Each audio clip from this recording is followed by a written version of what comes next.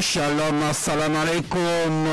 Le lundi 30 novembre 2020, 11h, passé légèrement de quelques instants, c'est avec beaucoup de chaleur que nous nous connectons avec vous, vous qui nous écoutez aussi bien à Lomé ici sur les ondes de la nouvelle génération, qu'à Neho avec Radio Lumière, à Sokoré sur les ondes de Radio Centrale FM, à Bassar, vous qui nous écoutez sur Radio Daoul, à Niamtougou avec Radio Sama FM et à Dapon avec Radio Courtoisie. Nous vous saluons également, vous qui nous écoutez un peu partout sur tous les continents, grâce aux radios numériques partenaires qui nous reprennent. À la technique aujourd'hui, Vitabwe Kakou Michel, Temenga et Géraud Dakoucha.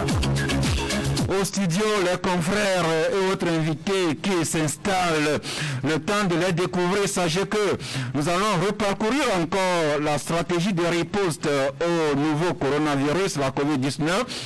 Ce qui s'est passé le vendredi et samedi dernier et qui devient l'actualité sociopolitique.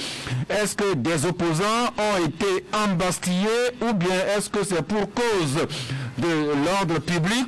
De toute façon, nous, des gens y voient la résurgence du contentieux électoral du 22 février dernier. Nous faisons allusion à Gérard Djossou et Brigitte Kafi Adjango Johnson qui sont écoutés quelque part actuellement. Et si nous avons le temps, nous allons également parler d'autres questions de proximité. Mais avant les invités, découvrons la pensée du jour.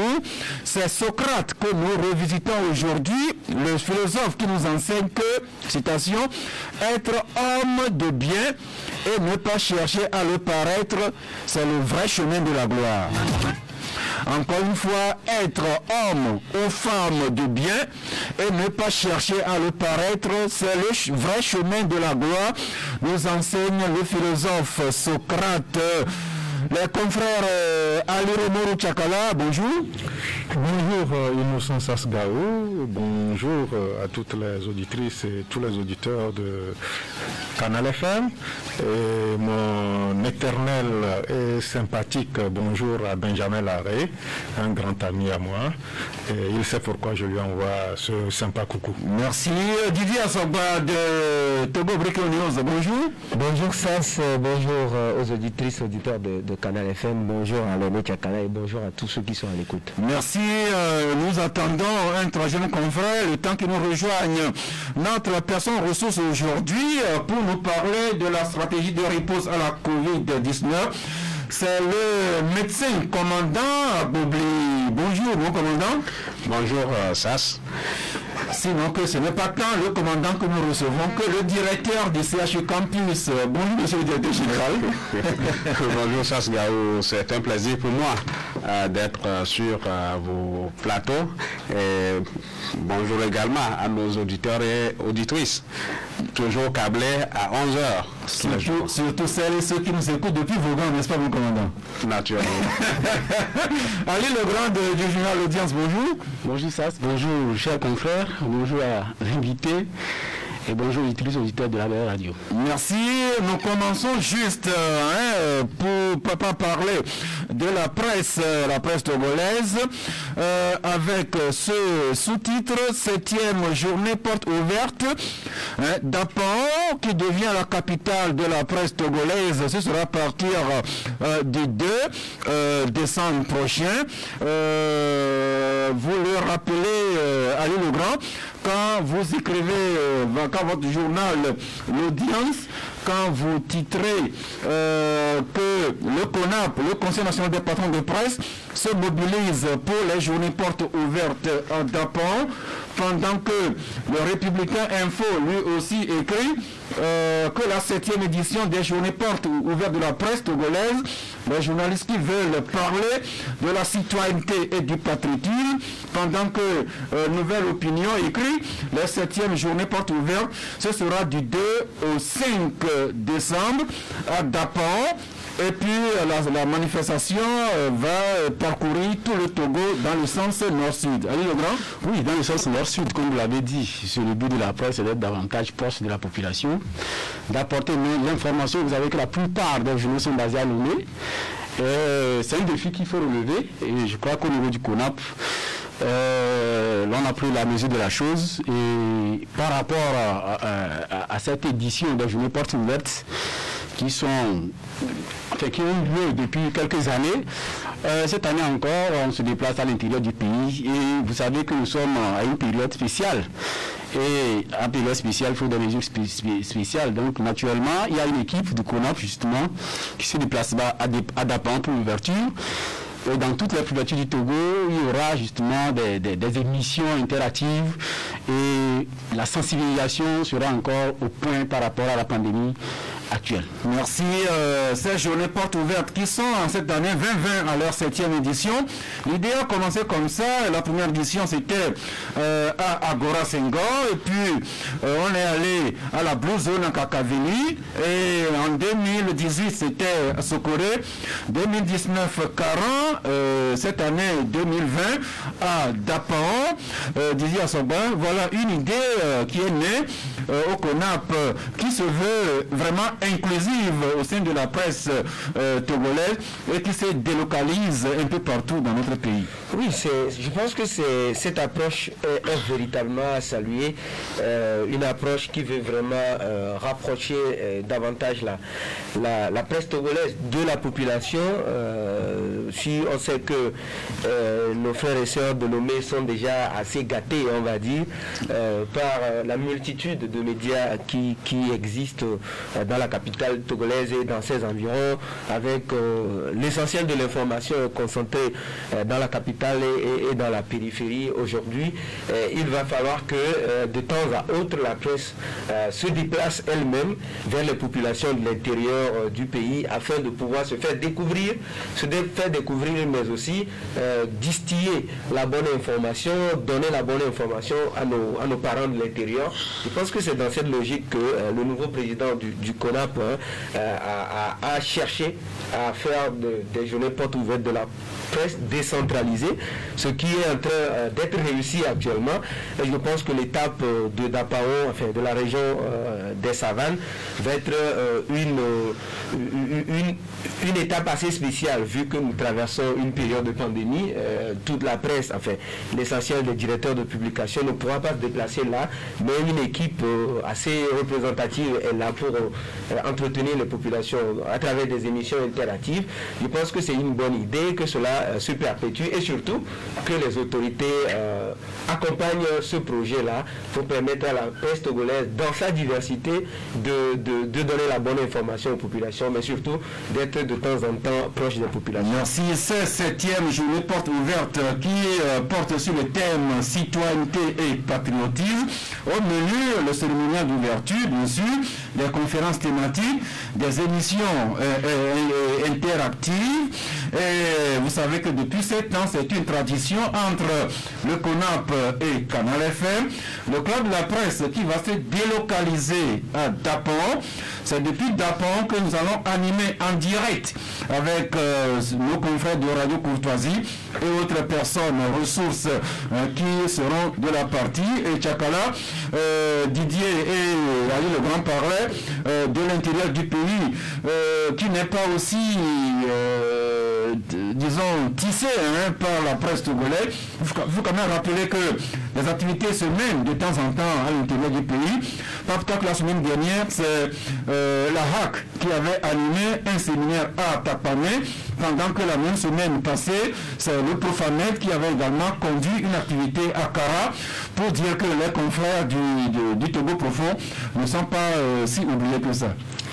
Oui, on peut le dire ainsi, ils ne sont pas oubliés, mais comparer ce qu'ils vivent comme la réalité de l'actualité telle qu'elle se vit au niveau de la capitale, il faut dire que quand même, ils sont à des années-lumière des réalités de la capitale, mais de temps à autre, quand il faut penser à eux, quand il faut délocaliser de tels événements, je crois que ça en vaut la peine. Après, Sokodé, Kara, Dapan aussi va abriter la 7e journée porte ouverte et les thèmes choisis, citoyenneté et patriotisme, c'est des thèmes révélateurs parce qu'entre-temps, on peut ne pas s'entendre sur l'essentiel, mais quand il s'agit du Togo, il va falloir quand même que tous les points de vue convergent vers notre territoire et magnifier ce pays, quoi qu'il advienne. Donc, c'est bien.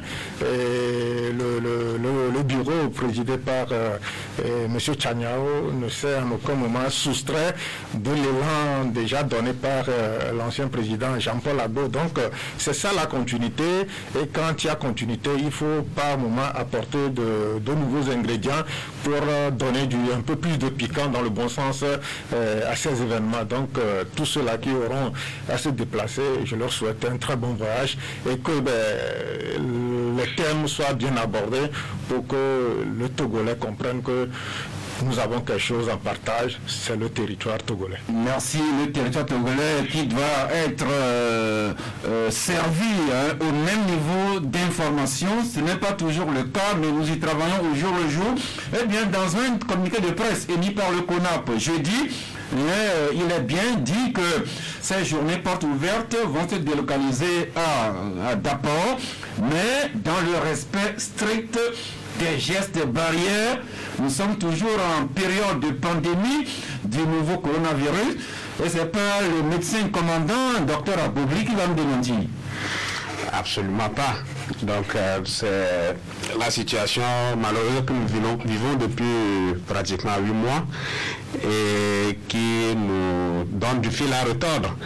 Et nous pensons qu'actuellement nous avons assez de recul dans la gestion de cette pandémie et au quotidien, nous adaptons la stratégie. Eh bien, c'est une réalité. Ce matin, j'écoutais sur une radio internationale que la COVID-19 qui a fait déjà plus de 1,460,000 morts dans le monde entier. Au Togo, nous déplorons 64 décès depuis début mars. Hier, les chiffres officiels affichaient encore qu'il y avait 434 cas actifs qui étaient suivis dans les centres et autres, en fait, dans les hôpitaux et autres centres de soins. La nouvelle qui nous porte espoir, c'est les guérisons. Et qui augmente aussi. Hier, nous avions 2464 cas guéris pour un total de contamination de 2962 cas. Tous ces cas-là, le personnel en première ligne, c'est le corps médical, bien sûr le pouvoir politique, mais les moyens, mais c'est le corps médical qui est en première ligne.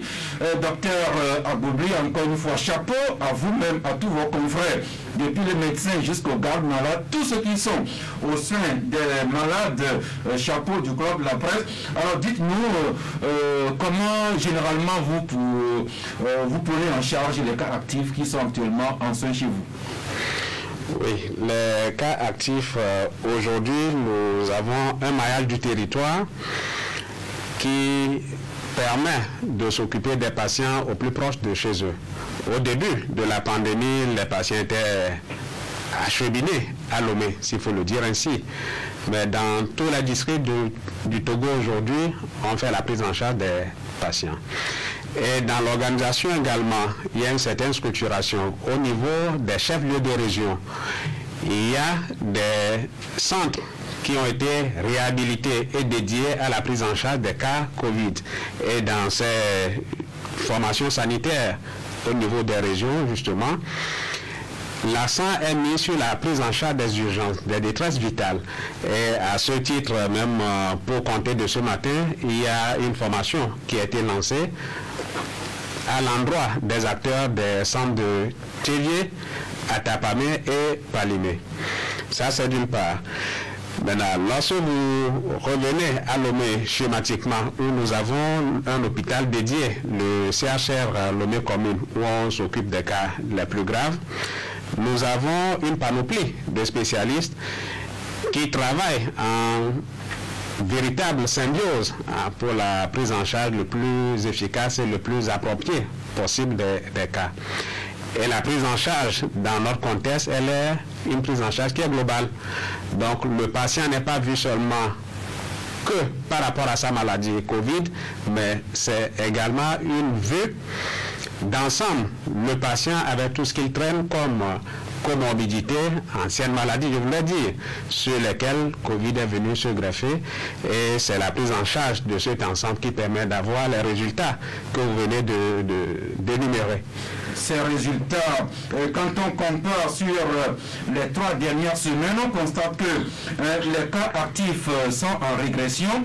Il y a 3 semaines, nous avions jusqu'à 742 cas qui étaient sous traitement. Hier, nous avons 434 cas. Ça veut dire qu'il y a un certain déclin, mais attention, toujours de la vigilance, de la prudence, avec l'espoir que les cas actifs vont baisser drastiquement au jour le jour. Et parmi ces cas actifs, il arrive qu'on déplore des décès. Nous en sommes à 64 décès hier. Eh bien, docteur Aboubli, dites-nous, comment est-ce que vous y prenez pour ceux qui décèdent malheureusement de cette pandémie? Oui, malheureusement, nous avons déploré dans la gestion de cette pandémie 64 décès. Et c'est des situations déplorables, non souhaitées, et qui, lorsque ça arrive, mettent les familles dans un embarras, dans une difficulté à accepter la situation. Un patient qui décède de Covid, nous avons à prendre en considération la dignité de l'humain que nous venons de perdre, mais également la sécurité de ceux qui l'entourent, de la famille, tout comme de l'équipe qui soigne. Donc, ces décès dus à Covid, nous organisons ce que nous appelons un enterrement digne et sécurisé. En ce sens que le respect reste dû à l'humain, de son vivant jusqu'à la mort. Même lorsque vous prenez les dispositions du nouveau code pénal, en son article 356, il y a punition de 1 an à 5 ans ou amende de 1 million à 5 millions pour quiconque aura manqué du respect aux défunts. Donc ça signifie que cet élément est pris en compte dans la gestion que nous faisons des patients décédés de Covid. Ceci étant, les familles naturellement sont associées. Vous voyez, nous sommes face à un impératif où il faut éviter que la gestion du défunt constitue une occasion de dissémination de la maladie. Donc, pour ce faire, on reste collé aux premières mesures qui ont été édictées, notamment ne pas avoir un gros effectif au lieu d'enterrement, pas plus de 15.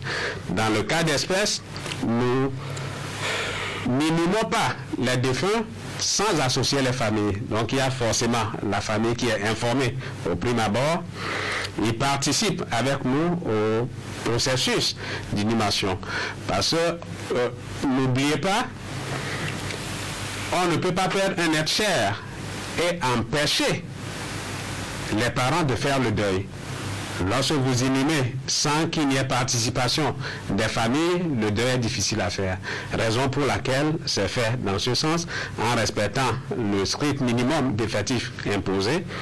Et ça se passe généralement bien. Quand bien même il y a quelques échos qui nous reviennent en matière d'insatisfaction, mais on va pouvoir le tolérer parce que c'est une nouvelle façon de voir la chose qui n'était pas sociologiquement. Justement, docteur, vous savez que ce qui intéresse la presse et l'opinion, ce n'est pas tant le train qui arrive à l'heure, mais le train qui arrive en retard. Alors pour ce qui est du respect de la dignité due aux défunts de la COVID-19, vous savez, docteur, qu'il y a une certaine polémique qui ne désemplit pas. On vous reproche de procéder à l'inhumation de ces personnes-là un peu trop dans la précipitation et sans que la famille ne soit toujours associée. Et cela va du citoyen lambda que même à des personnalités que nous avons perdues récemment.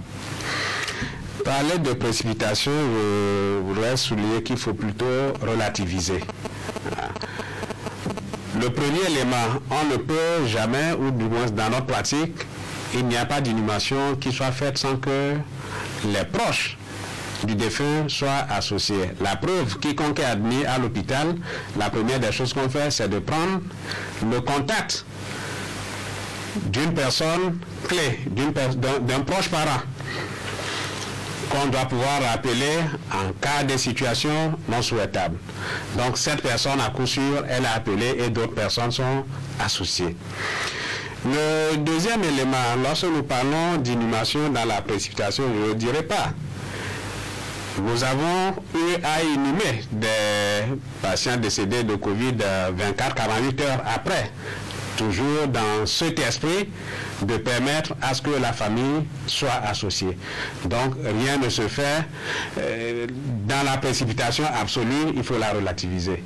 Merci, docteur. Vous savez également que le Togolais est croyant, en tout cas se veut croyant. Nous avons les chrétiens, toute obédience confondue, les musulmans également dans leurs différentes croyances, également ceux qui font confiance aux divinités traditionnelles. Alors est-ce que vous veillez à ce que les cérémonies rituelles, pour ne pas dire religieux, soient également faites avant que le patient covidien ne soit porté en terre? Oui, les rites funéraires ne sont pas du tout interdits. Ils sont plutôt encadrés. Qu'est-ce que nous voulons dire par là? Lorsque je prends un défunt musulman, classiquement, ils font ce qu'on appelle l'ablution. Mais dans le cas d'espèces, permettre qu'il y ait de l'ablution qui se fait avec de l'eau. Vous avez des possibilités de projection d'eau où on peut se contaminer. L'ablution sèche est permise. Les musulmans savent exactement ce que signifie par ablution sèche. Lorsque vous vous retrouvez dans un milieu où il n'y a pas d'eau, on peut se servir du sable, on peut se servir de la pierre. C'est du symbolique. Pareil pour les chrétiens. Rien n'empêche de prier avant qu'on ne puisse inhumer. Rien n'empêche de lire l'oraison funèbre. Donc, c'est dans la forme qu'il y a quelques modifications. L'idée principale étant d'éviter le contact physique qui puisse être source de contamination. Docteur Kokine, vous avez parlé des rites musulmans, des rites chrétiens également. Naturellement, les croyances traditionnelles ne sont pas du tout mises à l'écart. Donc on respecte. Le plus important, c'est d'éviter le contact des corps. C'est pour cette raison que les corps ne sont pas remis aux familles. La crainte principale étant des manipulations qui puissent être source de contamination. Merci. Il en est ainsi pour les morts. Mais venons à vous, nous les vivants, notamment le personnel soignant, encore une fois. Quelles sont les mesures de protection au bénéfice du personnel de santé en première ligne de cette riposte? La première mesure de protection du personnel, c'est déjà la formation. Lorsque le personnel n'est pas formé, je crois que le risque de se contaminer est élevé. Et à ce propos, il y a actuellement une formation qui a été ouverte pour l'ensemble du personnel soignant où des gens ont pu s'inscrire sur une formation en ligne qui est pilotée par des experts togolais. En dehors de cet aspect formation, il n'y a pas longtemps, vous savez très bien, nous avons eu des situations où les débats étaient crispés par rapport aux équipements de protection individuelle. On n'en parle presque plus. L'État a fait énormément d'efforts, si bien que nous avons au mieux ce qu'il faut aujourd'hui pour pouvoir protéger le personnel. L'autre élément important depuis quelques jours, on a commencé par indemniser le personnel de santé infecté au coronavirus. C'est une mesure symbolique de l'État qui, par cette approche, reconnaît ce que le personnel soignant fait aujourd'hui. Donc c'est une reconnaissance à juste titre qui vient à point nommé et l'indemnisation porte naturellement sur deux risques essentiels, le décès et l'incapacité temporaire de travail. Il y a également l'assurance assurance maladie, je crois, ou assurance vie. qui a été octroyée au personnel. Oui, c'est une assurance complémentaire de ce que le personnel avait déjà, qui porte essentiellement sur le risque d'essai et incapacité temporaire de travail. Merci, merci docteur Abobli. Je rappelle que vous êtes le directeur du CHU Campus. Toutes ces mesures, il faut toujours insister sur les mesures barrières. C'est en cela que je me tourne vers vous, Ali Legrand. Vous qui nous transportez dans la commune Golfe 7, plutôt Sabado, où je suis. Alors vous parlez d'une action de cette commune que vous recommandez à toutes les autres communes. Oui, la commune Golfe 7, c'est cette commune-là qui a retenu l'attention de notre rédaction pour ce nouveau numéro. Depuis l'installation, les dernières élections municipales, vous savez, il y a une équipe de jeunes qui se retrouve à la tête de cette commune, Golfe 7, qui fait un travail remarquable dans la méthodologie. Cela nous a retenus et nous les avons souvent suivis dans les actions et les descentes sur le terrain, pas de descentes musclées. Vous savez qu'arrivé un moment, il a été une question pour certaines localités, certaines communes de fermer les bars. Ailleurs, le taux a été un peu plus élevé. Quand on prend de manière générale le Grand Lomé, je crois que quand on parlait du Golfe 5, où le taux de contamination était élevé, à Golfe 7, on a constaté que pratiquement une journée sur 3, ils ont de ces cellules qui descendent sur le terrain et des rencontres régulières avec les responsables des us et coutumes et des jeunes qu'ils appellent des personnes ressources qui sont un peu, qui ne sont pas déclarés de manière aussi officielle. Enfin, ce sont ces jeunes-là qui jouent. Donc, ces jeunes qui sont associés à la sensibilisation au jour le jour et des rencontres périodiques, ne serait-ce que 2 fois dans le mois avec plusieurs cadres du milieu et des chefs traditionnels, comme je le disais. Et là, il y a le maire en personne aussi qui nous a plusieurs fois surpris. C'est-à-dire que le maire est là. Vous savez, quand il n'avait pas de voiture de commandement, aujourd'hui ils sont un peu identifiés avec leur voiture quand ils atterrissent. Mais comparativement à certains gestes que nous avons vus dans d'autres communes, il y a ce maire-là que 2 jours et demi qu'on a eu à retrouver dans des bars, cherchant à discuter avec échanger avec les concitoyens et avec une équipe restreinte. Et la sensibilisation va ainsi bon train, de sorte que on se demande, on a eu à le rencontrer, non pas à lui, on a eu à rencontrer le SIG carrément de cette commune qui nous a un peu parlé de en réalité ce qu'ils font au jour le jour. Donc ces actions de sensibilisation, nous apprenons que dernièrement la commune Golfe 7 a même recouru à l'ONG Togo Environnement Propre pour procéder à la désinfection des marchés, des écoles, du siège même de la commune. Le parking d'ailleurs, les endroits où il faut se désinfecter avec le javel, avec l'eau, les détergents et tout. Je crois que tout cela est passé au fin dès cette rentrée. Et l'action est toujours en cours d'ailleurs, ce n'est pas estompé, parce que de temps en temps, c'est de manière périodique qu'ils le font, parce que il paraît que le virus est assez résistant quand vous le faites. Entre-temps, quelqu'un qui passe et qui serait porteur de ce virus peut de nouveau contaminer le matériel immobilier de bureau et qu'un autre qui passe, qui était sain, malheureusement peut... Merci. Donc la commune Golfe 7 qui mène la sensibilisation, mais qui également s'associe à l'ONG Togo Environnement Propre pour désinfecter et les marchés et les écoles et même le siège de cette commune. Docteur Abobli, est-ce que cette activité ou cette action de désinfection est souvent faite ici chez nous pour la riposte à la Covid? Bien évidemment, elle est faite, peut-être qu'elle n'est pas aussi médiatisée, mais le premier niveau en matière de prévention, c'est justement ça, la désinfection. Lorsque nous prenons aujourd'hui nos lieux de détention, il y a une activité périodique de désinfection qui se fait dans les lieux de désinfection. Vous venez dans nos hôpitaux, c'est systématique et périodiquement on renouvelle.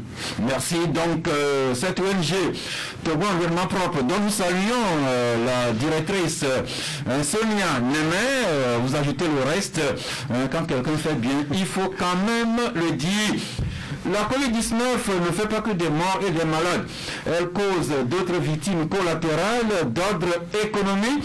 Le secteur du tourisme et des transports qui se retrouvent sinistrés un peu partout dans le monde. Et Alirou Mouchakala, vous nous parlez de ce problème aujourd'hui du transport interurbain au Togo à l'ère de la crise sanitaire. Un secteur qui subit toujours, un secteur que vous découvrez comme étant au bord même de la rupture. Oui, quand le virus est apparu et qu'il fallait absolument freiner sa propagation, le secteur des transports a été mis à contribution. Il ne s'agissait plus de continuer à assurer, comme ce fut le cas au temps normal, des mesures restrictives ont été prises à l'endroit de tous les transporteurs urbains. Il s'agit même pour les cars de réduire de moitié les passagers qu'ils prenaient. Et il faut aussi constater que certaines localités ayant été bouclées, ça ne permettait plus la circulation de ces cars. Quand on sait le poids économique de ce secteur, il faut reconnaître qu'aujourd'hui, les transporteurs routiers sont en train quand même de tirer la langue. Ils sont au bout. Avec l'embellie que nous constatons, c'est vrai, il faut renforcer cette embellie par des actes concrets. Mais quand on voit les lieux de culte être réouverts, quand on voit la reprise au niveau de l'enseignement avec l'effectif que nous connaissons par classe, est-ce qu'il n'est pas quand même grand temps de pouvoir revoir le cas de ces transporteurs? L'essentiel, ce n'est pas le nombre de passagers qu'il faut transporter, mais c'est le respect des dispositions, notamment le port des masques, le lavage des mains et si possible même la prise des températures avant de rentrer dans le bus.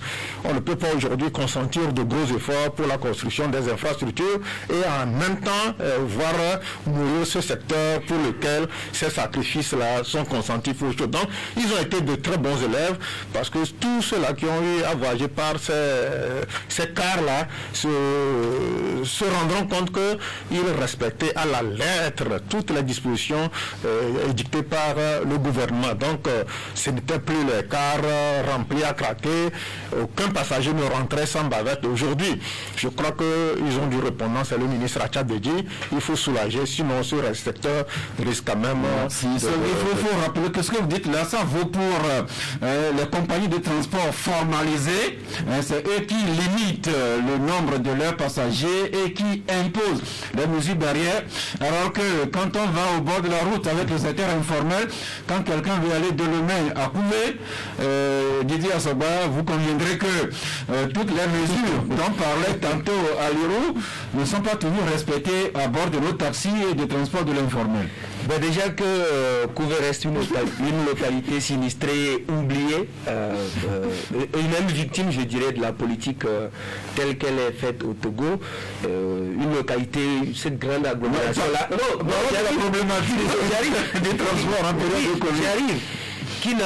Bon, vous voulez aller à Kouvé, oui, il n'y a pas de route, il faut être clair dessus. Donc, les mesures de Kouvé, je vais mentionner à hauteur, je viens par là. Les mesures qu'il est en train d'évoquer, et notamment les réalisations, il n'y a pas de bus en tant que tel qui permet d'aller directement là-bas. Vous prenez quelques bus de Lomé ici, vous serez obligé de descendre à Répé Centre, vous prendrez Zémidjan ou bon. tricycle ou quelque chose comme ça pour vous rendre à couvert, à moins que vous soyez à moto vous-même ou dans votre voiture. Donc il va être difficile d'observer toutes ces mesures-là pour aller dans certaines localités qui n'ont pas la chance d'être sur la nationale numéro 1, la nationale numéro 2, la nationale numéro 37 encore, et toutes les nationales qu'on a, mais les localités qui sont sur des routes secondaires et même des routes très en arrière, il sera difficile d'observer toutes ces mesures, mais je conviens d'ailleurs que chacun a pris la conscience, chacun a pris la mesure de la situation aujourd'hui, que ce mal-là est réel, même s'il y a encore quelques sceptiques, la majorité de la population aujourd'hui a pris conscience de la situation, vu que ça tue des gens, et que des gens même ont chopé cette maladie et en sont finalement guéris.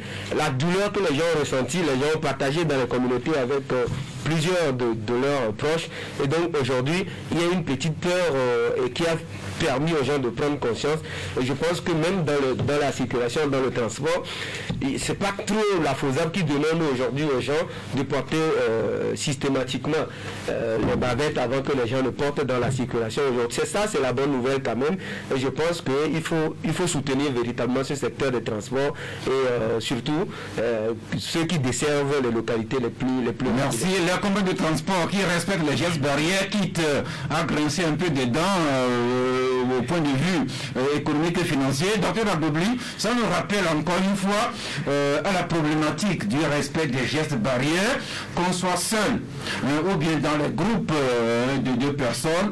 Ces derniers temps, on se rappelle que la FOSAP a dû sortir un communiqué pour se plaindre de certaines situations constatées dans la préfecture de la Kosa, de la Binan, un peu partout, au moment des célébrations religieuses, funéraires ou bien festives.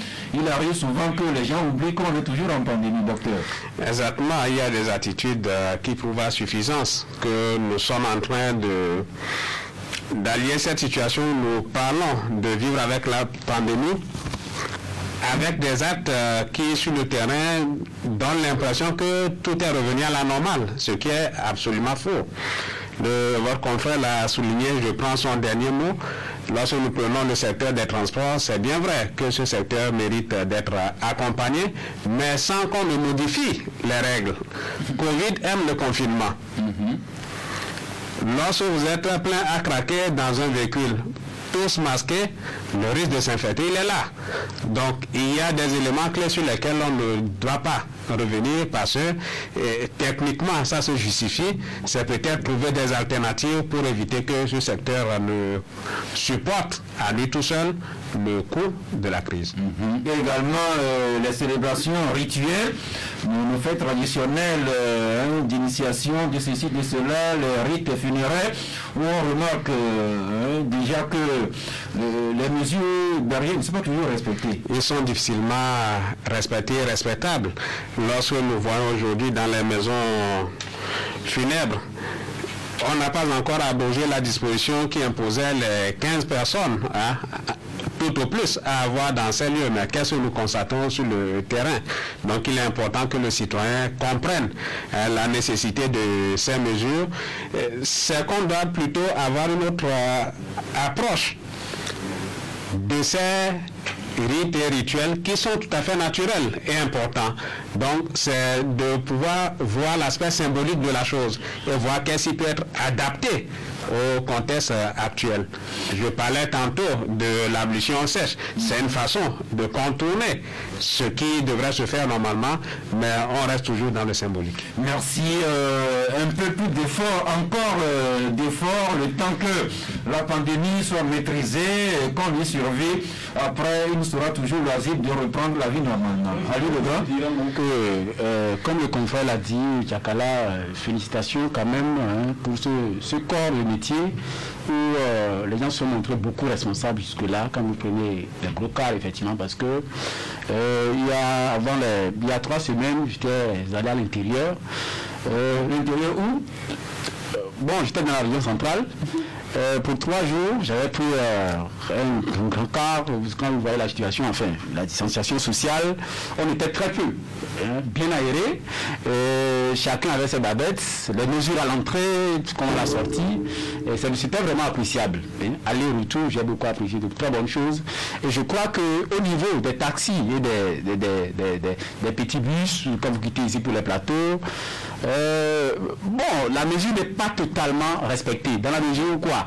Au départ, il y a un certain respect, mais entre-temps, peut-être au beau milieu de la route, si on trouve quelqu'un qu'on veut prendre et déposer à 3 km, ils vont vouloir vous serrer un peu, parce qu'entre-temps, j'ai eu à faire un petit tronçon entre deux localités.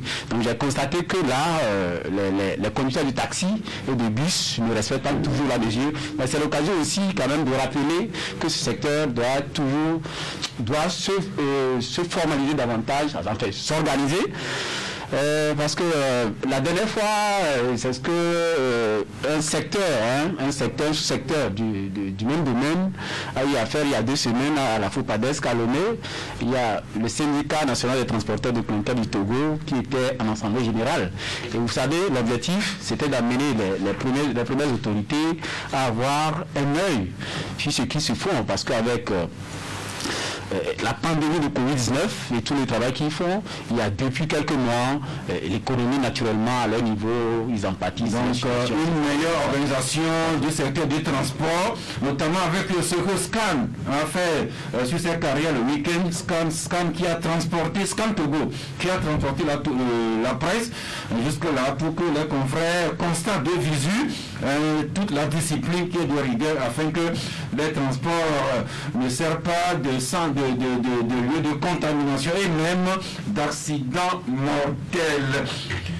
Il faut terminer que dans le transport, c'est le passager également qui paie un peu.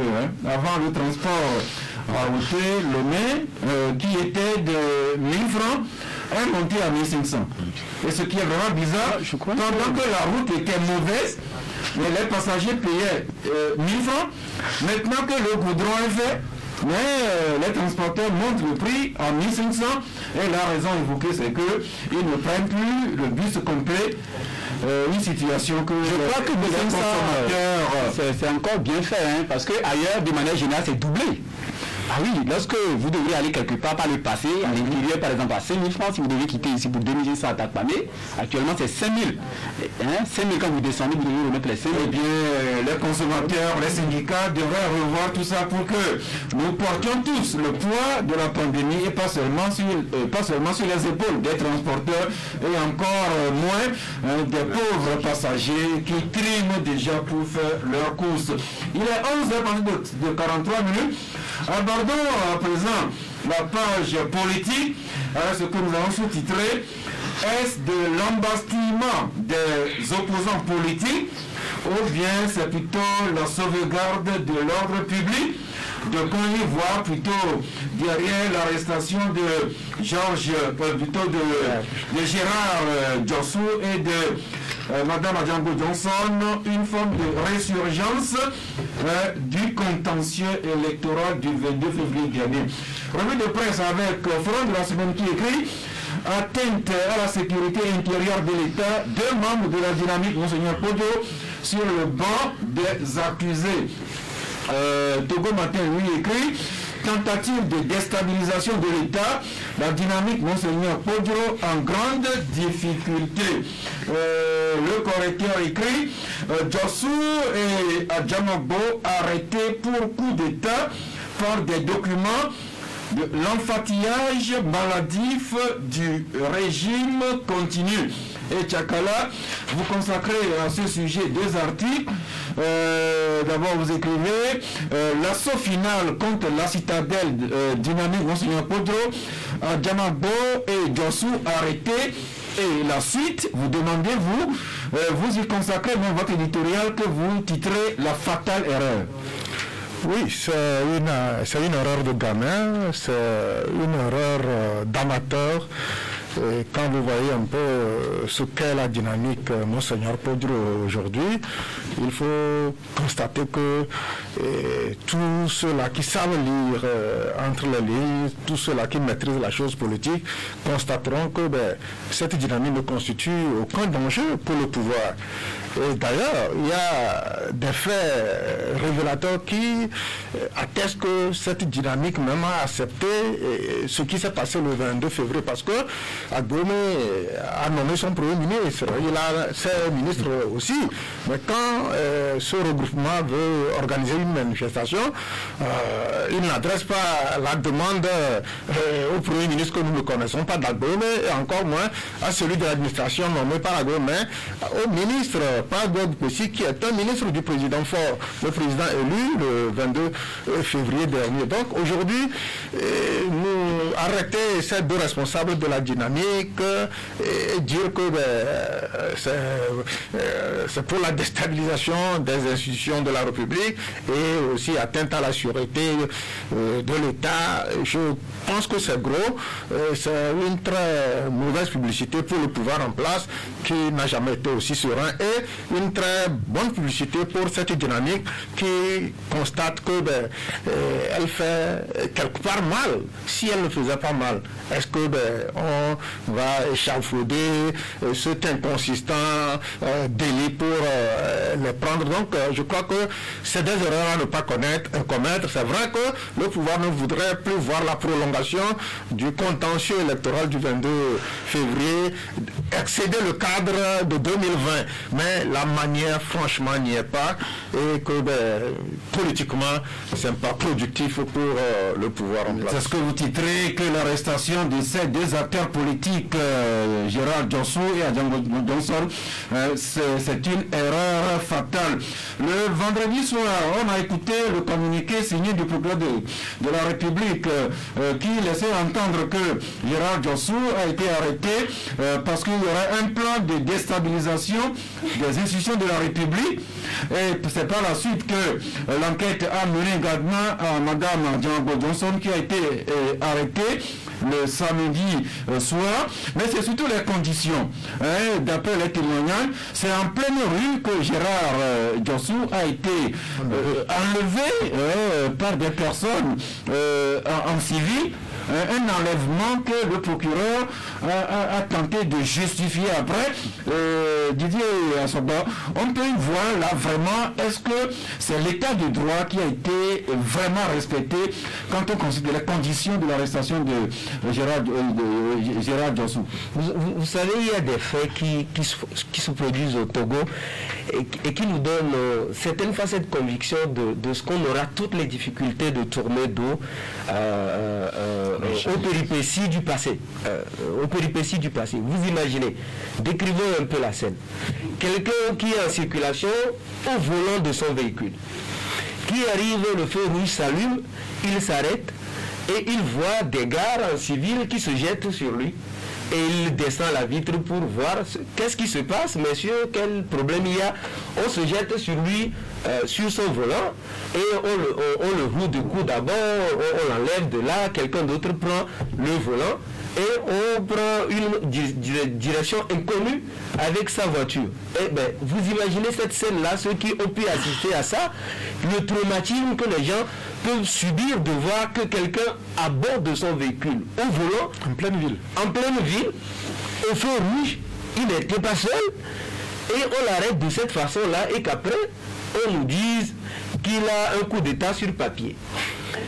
Et que Adjango Johnson, qui cherche à comprendre, parce que étant la coordinatrice de la DMK, qui passe des coups de fil pour chercher à comprendre, elle tombe finalement sur le procureur qui dit que oui, ils ont le gars détenu au niveau du SCRIC. Et Adjango, le samedi matin, se rend au SCRIC pour voir les conditions dans lesquelles M. Johnson se trouvait. Et d'abord, on avait refusé qu'elle aille. Et à un moment donné, on l'a appelé, donc elle a désormais l'autorisation d'aller voir son collègue. Elle va là et on dit non, que puisque vous êtes venu, vous-même vous êtes dedans. Et on la prend aussi, on garde son véhicule et son chauffeur et des dizaines de gendarmes l'amènent chez elle pour perquisition. des gens qui 24 heures plus tôt étaient plutôt dans une logique de négociation, qui sont allés voir le G5 pour que le G5... Le G5, c'est les ambassadeurs de l'Union Européenne, système des Nations Unies, France, Allemagne, États-Unis. Et pas pour que le G5 leur donne de l'argent pour acheter les armes pour venir déstabiliser le pays, mais que le G5 intervienne au niveau du pouvoir pour que le pouvoir puisse leur donner la liberté de manifester, de faire quelques manifestations. Vous voyez des gens qui préparent un coup d'État en train d'aller négocier, qu'on leur donne un peu de liberté pour manifester. Je pense en fait que, comme le disait Tchakala, c'est un coup fatal, une pub qui n'a pas raison d'être, surtout la période actuelle mal choisie, on venait de former un gouvernement qui est actuellement en l'œuvre et que la dynamique Monseigneur Poduro, comme mon collègue et mon aîné Tchakala le disait, assemblée, s'inscrire dans la logique de ce qui s'est passé, mais qui cherche quand même, quand vous donnez un coup à quelqu'un, il faut que la personne manifeste un peu. Et les contentieux, on a vu des gens manifester ici, réclamer leur victoire sur 5 ans. On ne les a jamais accusés de coup d'État. Les gens se sont proclamés présidents, tantôt de la plage, de Kongedi et tout ça. On a vu tout ça dans ce pays 5 ans et on ne les a jamais accusés de coup d'État. Mais ça comment dire, c'est indignant, ça interpelle beaucoup de conscience et on se demande mais où veut-on aller? Ou à moins que le gouvernement est en train lui-même de préparer un terrain propice à la résurgence de la contestation politique et électorale. Merci. Alors, pour résumer, le procureur de la République laisse entendre que c'est dans le cadre des enquêtes suite à un plan de déstabilisation des institutions de la République que Joshua a été pratiquement enlevé en pleine rue. Après, des perquisitions ont été menées à son domicile et chez Djamabo Johnson. À lui le grand, la suite c'est un tollé général des partis politiques, même les partis qui s'invectivaient hier se retrouvent maintenant dans une condamnation unanime de cette action, aussi bien ici qu'ailleurs, les associations et l'information même traitée sur les radios internationales. On peut dire que le Togo aurait pu faire l'économie de cette campagne. Non, moi je ne comprends pas pourquoi on veut s'illustrer négativement. Moi je voudrais parler au fond, puisque aucun d'entre nous ici ne maîtrise pas vraiment le fond. Les policiers savent ce qu'ils font, mais dans la forme, ce qui s'est passé ces derniers jours au Togo, ces dernières heures, ce qui se passe, c'est du gangstérisme politique. Ça, c'est trop exagéré en fait. Parce que, voyez-vous, un monsieur qui est là au volant de sa voiture, qui n'est pas en fuite, qu'on ne pas retrouver à la frontière, peut-être qu'on voulait l'arrêter, et que le monsieur est en fuite, et voilà, comme plein ville, qu'on puisse le braquer de la sorte, comme si c'était lui qui était parti détruire le magasin du Grand Marché, que les braqueurs lui ont emporté des dizaines de millions de temps. Donc, quelque part, les confrères, enfin les deux qui ont parlé avant moi, je ne sais pas. Ça dit que où est-ce que le régime veut aller? Concrètement, qu'est-ce que le régime veut générer? On ne sait pas. Les élections sont derrière nous, d'accord. Mais les gens sont dans la contestation. Il n'y a pas qu'au Togo que les gens contestent les élections. Même aux États-Unis, un peu partout dans le monde, il y a des contestations. Il y a des gens qui sont déclarés même présidents avant les résultats. C'est pas seulement au Togo, ça se passe. Et depuis un moment, avec l'affaire Agbeome ou la dynamique de Monseigneur Pedro, depuis cette élection du 22 février, nous sommes dans cette situation. Mais quand même, jusque-là, personne ne me dira que personne n'a quand même allé prendre des armes pour inquiéter qui que ce soit. Alors justement, sur la forme, par le passé, on avait vu que des convocations avaient été adressées à Bruno Kodjo par une fois, 2 fois, 3 fois. C'est après que son domicile a été défoncé, il a été arrêté. Alors, est-ce qu'on n'aurait pas pu envoyer une convocation également à Gérard Johnson et à Djamabo Johnson et qu'il refuse et qu'on je crois que nous résumons tout quand nous parlons de gangstérisme politique. Parce que ce qui s'est passé la dernière fois, pourquoi ne pas justement envoyer un courrier et que la personne résiste, la personne refuse de comparaître, et de sorte qu'on puisse peut-être par la force des choses amener la force publique pour l'arrêter. Donc c'est quand même étonnant, c'est la psycho générale, et vous avez vu un peu la réaction de tous les états-majors des partis politiques. ces partis d'opposition qui sont suffisamment déchirés, chez nous ici, mais qui finalement se retrouvent quand il s'agit, du moins de ce qui est un peu général, que le citoyen lambda partage. Je crois que les dernières arrestations, quand même, au point togolais, ne l'acceptent, à moins que ce ne soit ceux-là qui sont au devant. Les condamnations affluent de partout, la dynamique Pogro, la CDPA, le K, l'ANC, même le MOC, ADI, le Fonds citoyen Togo debout un peu partout. Alors, est-ce que finalement, Aliri Tchakala, par cette action, est-ce que le pouvoir n'offre pas l'occasion au parti qui s'est déchiré hier de se retrouver? Non, c'est justement ça. Le pouvoir est en train de se tirer des balles mortelles dans les jambes. Ce pouvoir est en train de se faire harakiri. C'est comme ce même pouvoir n'aime pas la quiétude qui est en train de régner dans le pays. À aucun moment, le pouvoir ne s'est jamais senti serein après une élection. C'est cette fois-ci seulement qu'on voit la chose. Et si ces gens-là étaient avec des idées derrière, ils n'adresseraient même pas de correspondance pour qu'on leur donne des autorisations avant de manifester. Ils se comporteraient comme on le fait dans la jungle où chacun est roi de son petit territoire. Donc ils ne l'ont pas fait ainsi. Et maintenant, est-ce que cette tranquillité, cette quiétude-là, est-ce que ça gêne à un tel point le pouvoir pour qu'on crée des situations malheureuses? Je suis peiné qu'au même moment on dise que le Togo a fait des bons, a réalisé des bons au point même de faire tomber sur le pays de plus de billets de banque. Au même moment, on se comporte de la MCA. Le Togo avait satisfait à 15 critères sur 20. Nous en parlions il n'y a pas longtemps. C'est tout un processus qui a abouti notamment le respect même des droits de l'homme. Vous êtes en pleine ville, on vient, on vous tombe là-dessus, on vous prend, on va en perquisitionne. Je crois que nous sommes dans un pays de droit, nous sommes dans un état policé où on ne doit pas se comporter de la sorte, quel que soit, on enlève les gens, envoie des convocations aux gens, et si ces gens-là refusent de répondre à ces convocations, il y a des démarches à suivre pour peut-être leur mettre la main dessus. Ça devient un peu dangereux. Comme Ali le disait, nous n'allons pas au fond du dossier, mais c'est sur la forme. Et nous rappelons, comme vous l'avez dit tantôt, répété, même si la dynamique Kodjo continue à revendiquer la victoire du 22 février pour Agbouno Kodjo, à chaque fois qu'ils veulent faire quelque chose, ils adressent toujours des correspondants, pas au gouvernement d'Agbouno Kodjo, mais au gouvernement mis en place par Faure Gnassingbé. Et Didier, vous le rappeliez, le vendredi, ils venaient de voir les 5 des grands partenaires du Togo, les Nations Unies, l'Union Européenne, la France, l'Allemagne, les États-Unis.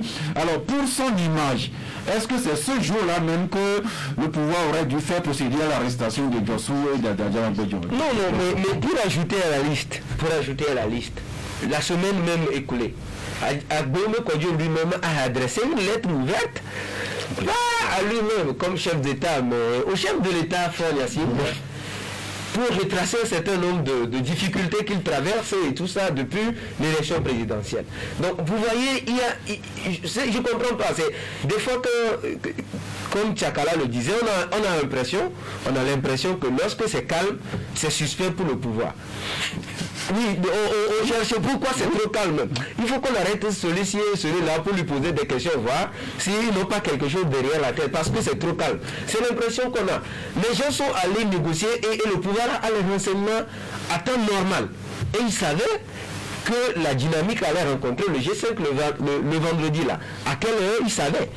Et ils ont su le contenu de la discussion, on parle des canaux diplomatiques, les liens qu'ils ont, ils ont en temps réel tout ce qui se passe. Mais pourquoi ils savaient que M. Djossou revenait de cette réunion-là et ils l'ont coincé? C'est ça, ils savaient. Mais est-ce que c'est seulement ce jour-là qu'il faut arrêter des gens qui avaient des trucs sur papier? Mais c'est la question que je pose. C'est une mauvaise publicité, un mauvais coup politique. Ça aurait été non, c'est-à-dire que même dans le cadre de ces enquêtes qu'évoque le procureur de la République, on ne convoque pas des gens, on les invite à répondre au niveau du SCRIC sur des faits qui les concernent. Une ou deux fois, et de la troisième fois, on a vu les procédures dans ce pays. Mais quand on parle d'atteinte systématiquement, atteinte à la sécurité intérieure de l'État, systématiquement sur tous les faits. La dynamique avait déjà été victime de ce même chef d'accusation. En avril dernier, on avait accusé Agbeome, Marc Mondi, Billy Adamagbo Johnson et Philwa Latisso d'atteinte à la sûreté de l'État. Parce que justement, ils ont fait des conférences de presse où ils ont dit que c'est la dynamique qui a gagné l'élection. Et après, on les a libérés pour les mettre sous contrôle judiciaire. Voilà. Aujourd'hui, on remet encore le même chef d'accusation au goût du jour, juste pour peut-être provoquer le tollé général. C'est pour ça que je me demande, est-ce qu'il y a quelque chose que le pouvoir lui-même cherche à mijoter ensemble pour remettre en scène l'opposition ou la dynamique? Merci encore une fois, nous ne touchons pas au fond du dossier, nous ne savons pas ce qu'il y a, mais c'est le contour. Dans un état de droit, il n'est pas bien, il n'est pas dit qu'on procède à l'enlèvement d'un acteur politique en pleine rue, alors qu'on connaît le siège de sa formation politique, on connaît son domicile, on aurait pu lui adresser une invitation ou convocation, appelons ça comme il veut, et pas une fois, deux fois, trois fois, si la personne ne se conforme pas, on pourra. Mais état de droit, et qu'on procède comme ça à enlever et puis à séquestrer quelqu'un qui vient voir celui qui est enlevé. Donc, comme dirait l'autre, un peu de quand même dans le Togo qui se veut état de droit. Il est 12h passé de 1 minute. Nous allons souffler un peu le temps de nous brancher sur vous. Vous pourrez appeler sur nos 4 numéros, le 22 21 33 74, le 22 20 19 68, ou encore le 91 36 63 75, ou encore le 98 87 78 37 pour intervenir. Selon que vous le voulez, sur la 7e journée porte ouverte qui s'ouvre le mercredi 2 décembre à Dapan, ou encore la longue page de la riposte à la Covid-19 pour laquelle nous avons sollicité l'invitation du commandant à Bobli, ou encore le point sur cet événement sociopolitique.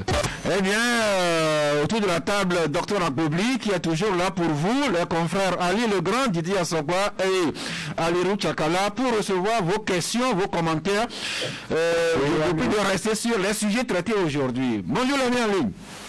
Oui, allô, bonjour Canal FM. Oui, c'est monsieur? C'est monsieur Kodjo. Monsieur Kodjo. Oui. Nous vous écoutons. Je salue le plateau. Merci. C'est pour moi vraiment triste d'appeler. Oh, l'ami Kodjo est parti.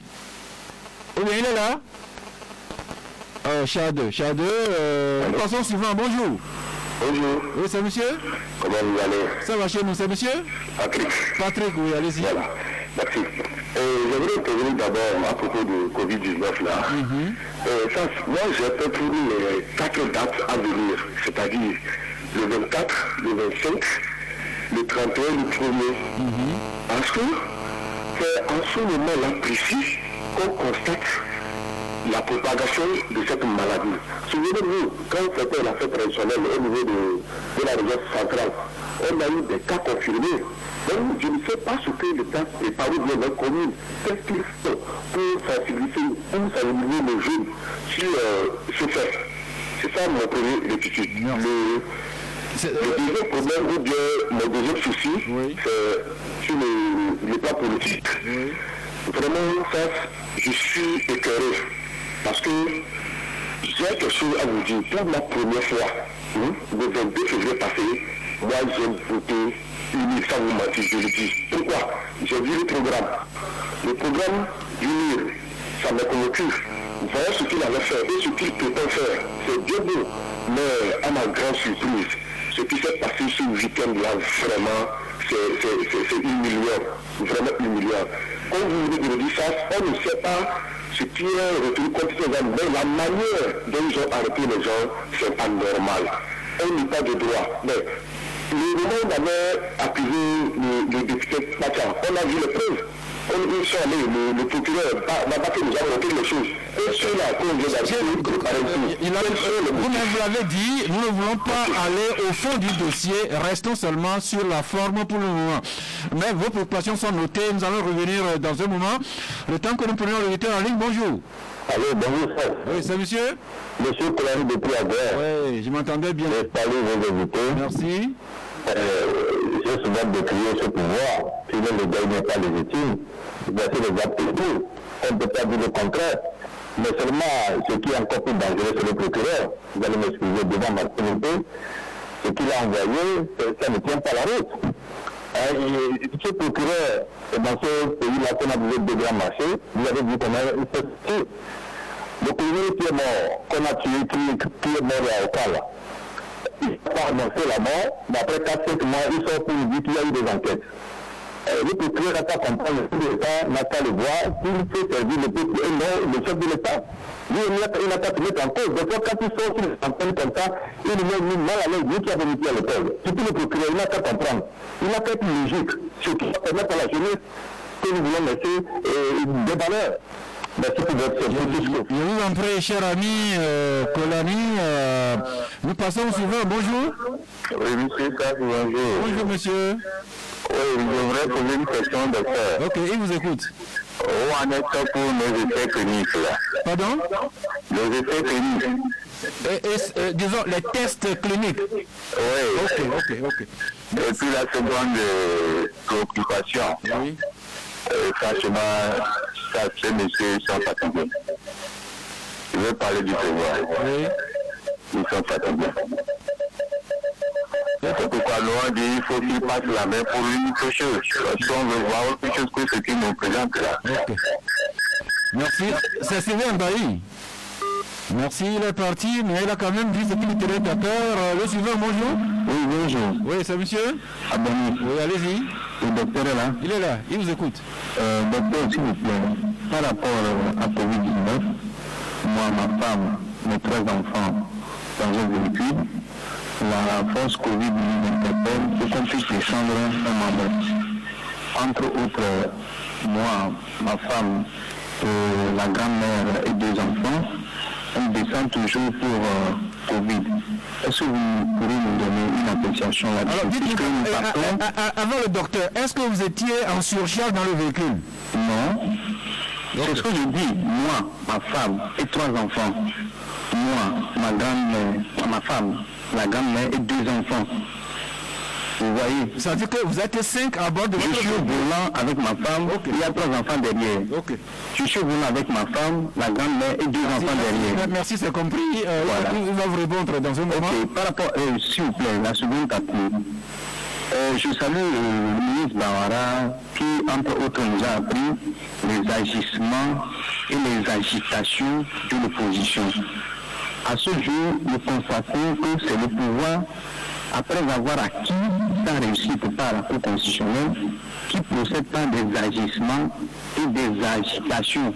Où on mobilise les ressources de l'État, c'est-à-dire à la place d'une simple lettre, on mobilise l'essence, la ressource humaine, le matériel pour un motif bidon. Vraiment, ça nous énerve. Ça nous donne plus de frustration. Merci. Je vous en prie, cher ami abonné. Le suivant en ligne, bonjour. Bonjour. Oui, ça va pas faire du de femme qui veut. Vous êtes en ligne. Je n'ai pas grand-chose à dire, mais tout ce que moi j'ai dit, je voudrais dire à nos autorités, c'est-à-dire le pouvoir de laisser Madame Adjamagbo, quand ça salit le nom de notre pays, le Togo, à l'extérieur. Merci. Je vous en prie, Papa Sojine. Déjà, le suivant. Oui, bonjour. Oui, c'est Pelé. Nous vous saluons aussi. Bon, c'est pour éviter pour la question de Mme Adjamagbo et M. Djessou. Dans ce pays, qui connaissait M. Djessou? Personne. Mais je pense que le pouvoir est toujours là pour faire ce qu'il ne peut pas faire. Bon, concernant cette arrestation, la manière d'arrêter des gens qui protestent, comment on ne peut pas arrêter les gens qui veulent l'argent du pays? C'est-à-dire, des gens comme Jean-François qu'on a dénoncé, comment on ne peut pas les arrêter? Pourquoi? Merci. Je vous en prie, Pelé. Déjà, le suivant, bonjour. Alors, bonjour. Bonjour, Papa Sibiti. Oh, il y a longtemps. Non, je m'apprêtais même à lancer un SOS Papa Sibiti aujourd'hui. Non, parce que c'est la ligne. Sinon, toujours, je suis à la radio. Je vous connais. Je vous salue tous avec le docteur. Merci. Pour le coronavirus, là, nous avons tant parlé. Le docteur doit savoir ce qu'il faut faire pour une maladie qui n'a pas de médicaments. Deuxièmement, pour la fille de mon éminent docteur Adjamabé, à Bassar, vous n'étiez pas encore né. Vous avez écouté ce que les gens disent. Moi, je voudrais aller à l'apaisement. Le président de la République, c'est lui qui doit parler. Est-ce que réellement, la déstabilisation, ils ont vu vraiment les documents? S'ils ont vu ces documents, c'est ce qu'il faut faire. C'est pas que les gens cessent d'insulter le procureur, quel qu'en soit les aujourd'hui, c'est lui qui a la force. Donc, sur le cas où on vous a dit qu'il y a un problème, on doit aller doucement, il faut aller vers la paix, aller demander les informations et demander qu'est-ce qu'il faut faire doucement, même si le coup. Papa, nous respectons la force, mais nous demandons que les détenteurs de la force se conforment à la loi. C'est ça, je ne suis pas contre. Vous voyez, il faut la paix du côté de l'opposition et du côté du pouvoir. Aujourd'hui, c'est le pouvoir qui a le pouvoir. Qu'est-ce qu'il veut faire pour qu'il y ait apaisement? Qu'est-ce que l'opposition doit faire? Au lieu d'insulter, aller vers ceux qui doivent, vers ceux qui doivent aller pour qu'il y ait la paix de chaque côté. Merci. Merci, Papa Sibiti. Sauf que vous remarquez qu'au camp de la presse, nous faisons l'effort de n'insulter personne. L'auditeur suivant, bonjour. Oui. Monsieur Thierry. Ok, nous vous écoutons. Je voudrais demander où se trouve Monseigneur Podro dans toute cette histoire-là. Merci. Eh bien, demandez à la dynamique, Monseigneur Podro, peut-être, il vous dira. Nous ne savons pas. Le suivant, l'auditeur suivant, bonjour. Bonjour. Oui, c'est monsieur? C'est Sandro. Sandro? Oui. Ok. Bon, moi je voulais souvent vous dire tout de la presse. Nous ne sommes pas encore dans un pays de droit. Avec l'attitude là, on arrête les gens en cours de route et nous, que personne ne mérite. Si on vous arrête, qui sera votre destination? Donc nous devons faire un effort pour amener notre pays à se redresser, faire se mettre sur la voie de la démocratie et non ce qu'on est en train de vivre actuellement. Merci. Merci. Nous sommes un État de droit et il nous revient à nous tous de faire en sorte que ce droit soit effectivement respecté dans notre État. L'auditeur suivant, bonjour. Allô, bonjour. Allô, bonjour. Bonjour, monsieur. Agbé de Chevier. Agbé de Chevier. Oui. Ok, nous vous écoutons. Non, moi, simplement, je voulais savoir si vraiment il y a un procureur au Togo. S'il y a un procureur au Togo? Sinon, vraiment, c'est très honteux. Il y a des choses qui se passent, on ne l'attend pas. Mais il est seulement procureur pour le président de comment c'est pour tout le Togo. Merci. Eh bien, je vous apprends qu'il y a un procureur de la République. Vraiment, il y a un procureur, il a réfléchi, ce n'est pas bon. Vous posez une question, je vous réponds. Et je vous apprends que nous avons un procureur de la République auprès de chaque tribunal dans notre pays.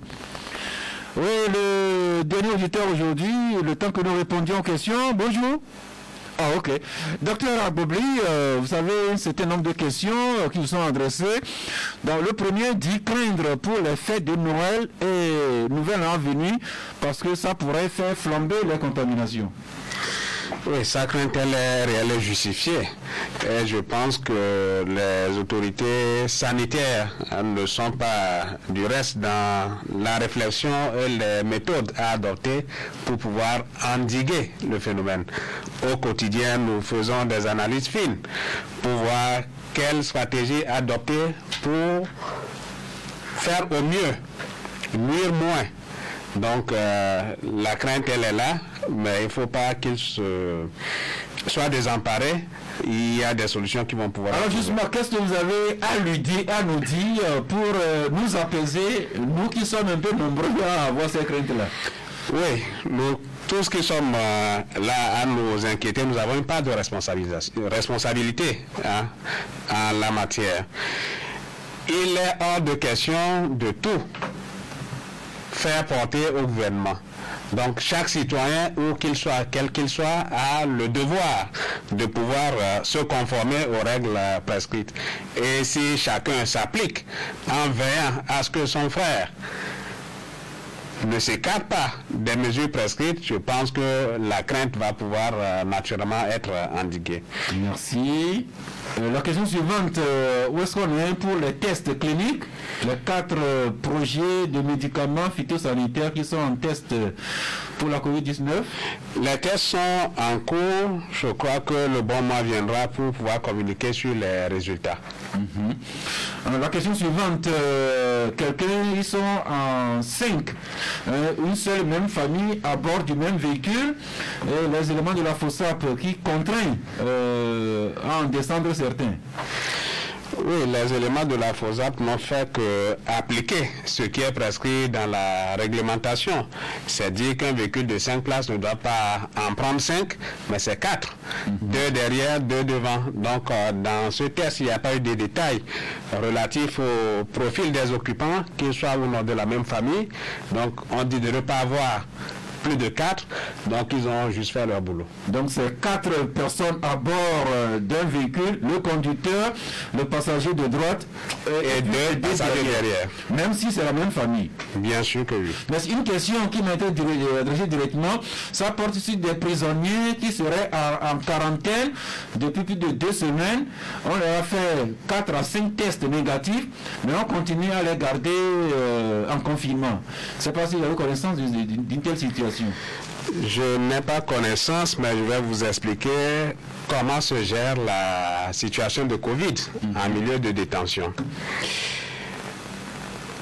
Il est vrai, Covid est présent en milieu de détention, mais il y a une certaine organisation. Pour faire simple, nos prisons sont considérées comme exactement ce qu'on faisait pour des étrangers qui arrivent au Togo. Donc c'est d'autres territoires dans le Togo. Pour faire simple. Donc, quiconque doit rentrer en prison fait objet de tests et d'un suivi. Quiconque doit sortir de la prison pour rentrer dans la communauté fait objet de tests et de suivi. Donc, il est hors de question d'exposer les détenus à de nouvelles personnes déférées, tout comme on ne devrait pas permettre que des personnes quittent la prison avec le Covid. Donc, dans le schéma, ce que nous faisons actuellement, où d'ailleurs la prison civile de Tchévier a été érigée en hôpital des détenus, ça a été réhabilité et c'est là où nous prenons en charge les cas Covid en milieu de détention. Donc, les nouvelles personnes qui doivent entrer, on a créé un espace d'isolement. Et dans cet espace, ils font objet d'un premier test pour faire le screening. Qui est positif en arrivant, qui est négatif. Si la personne est négative, oui, on les envoie à Tchévier où il y a un espace de confinement où ils feront 2 semaines. Après les 2 semaines, un deuxième test pour s'assurer qu'ils sont clean. S'ils sont clean, là, la procédure normale continue. On les envoie maintenant dans le grand groupe de la prison. Quant à ceux qui ont fini de purger leur peine, c'est pareil. Une liste est établie, ils sont testés et on les envoie dans un hôtel de la place où ils font le confinement de 2 semaines. À l'issue de cette période de confinement, ils sont testés à nouveau avant de savoir si ils sont sains, ils peuvent retourner dans la communauté. S'il y a des cas de positivité, on les envoie dans les centres de prise en charge. Voilà globalement comment c'est structuré. Mais n'oublions pas que cette gestion, elle est délicate. Il faut tenir compte de la disponibilité de place au niveau de l'hôtel qui accueille ces personnes à mettre en isolement. Donc il peut arriver que de ces situations fassent que d'aucuns estiment avoir duré, quand bien même ils ont fini de purger leur peine, quand bien même ils ont fini, et ils ont été libérés. Merci docteur pour cette explication. Vous avez répondu à toutes les questions qui vous ont été adressées. Chers confrères, à part la COVID-19, les autres propos se sont concentrés sur la situation, le sort de Gérard Djossou et Adjambo Johnson. Quelqu'un même dit qu'il connaissait Djossou pour dire que par son arrestation, c'est le pouvoir maintenant qui fait la publicité à Gérard Djossou. Il est devenu la star du moment. La star du moment. L'une des stars. Ils sont deux. Non, Madame Adjambo Johnson, on la connaissait depuis 90. Elle est dans l'arène politique, a été ancienne ministre, la seule femme candidate à une élection présidentielle dans le pays. C'est une fierté de la politique.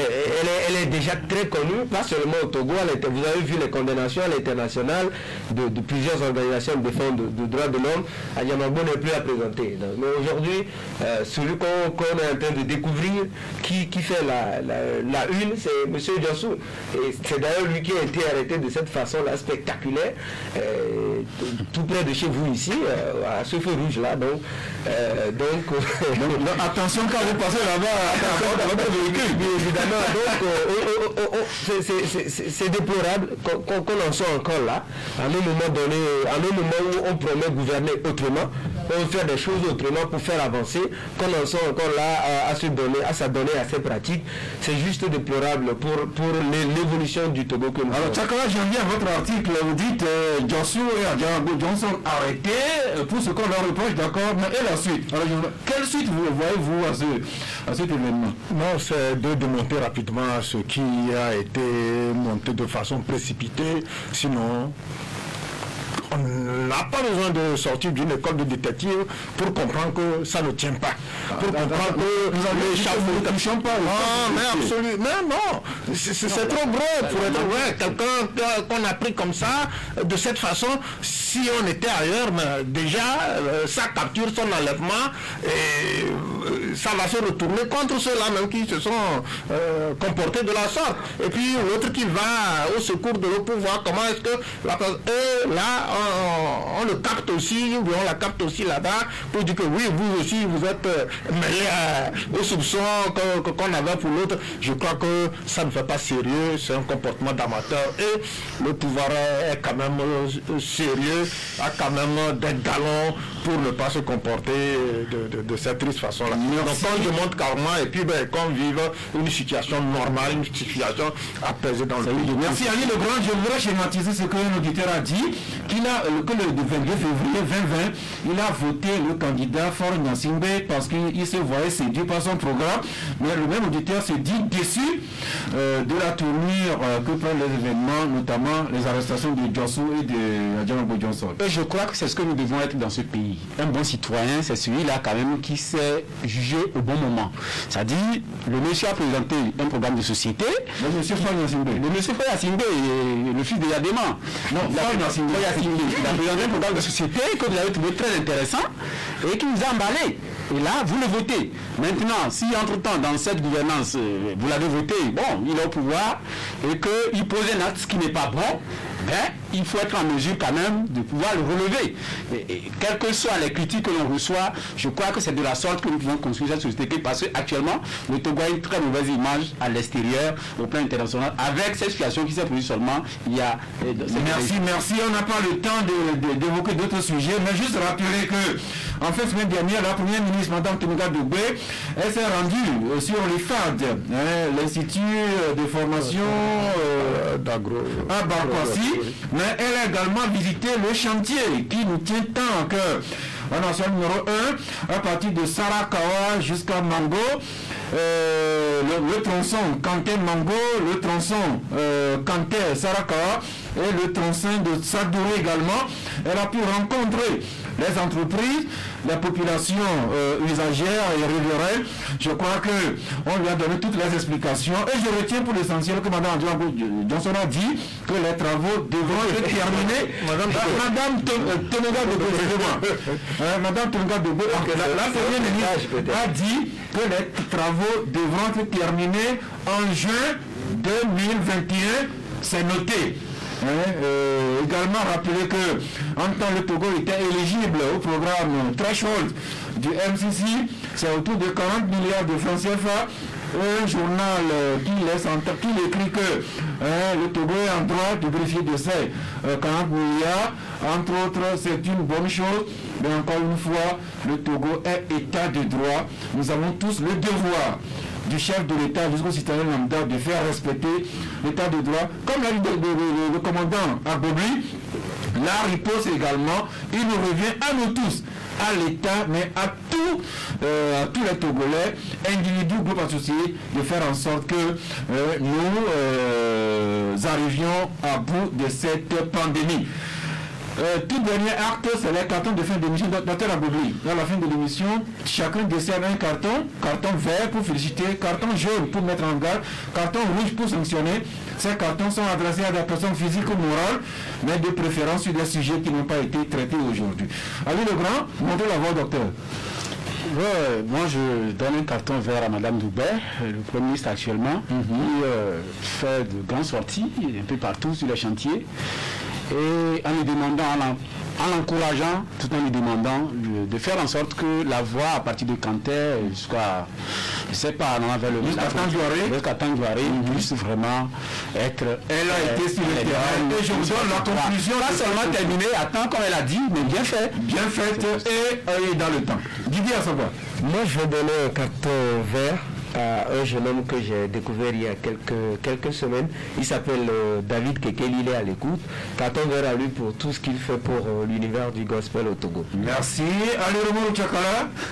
Moi, carton rouge à la ville de Dapaon, où les routes sont très bien faites, mais il n'y a aucun feu tricolore à ces carrefours. Il n'y a aucun...